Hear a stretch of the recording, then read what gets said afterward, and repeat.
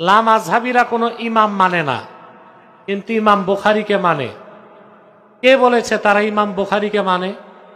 ইমাম বুখারীকেও মানে না, তারা তিনজন ইমাম মানে, ইবনে তাইমিয়া, ইবনে আব্দুল ওয়াহাব নজদি আর নাসিরউদ্দিন আলবানী। এই তিনজনকে তারা মানে। মানে তো মানে অন্ধের মতো মানে। আমরা ওইভাবে ইমাম আবু হানিফাকে মানি না। আমরা ব্যক্তি আবু হানিফার অনুসরণ করি না, তার উসুল আর তার ইজতিহাদের অনুসরণ করি। আবু হানিফা রহমতুল্লাহ বলেছিলেন ফার্সি ভাষায় নামাজ পড়া জায়েজ। ওনার দুই ছাত্র ইমাম মোহাম্মদ রহমতুল্লাহ, ইমাম আবু ইউসুফ রহমতুল্লাহ বলেছেন জায়েজ না। গোটা উম্মাহ উস্তাদেরটা নেয় নাই, ছাত্র দুইজনেরটা নিছে।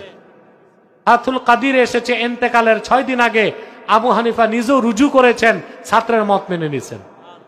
আমরাই ইমাম মানি, ব্যক্তি আবু হানিফাকে না, তার উসুল, তার মাযহাব, তার ইজতিহাদ।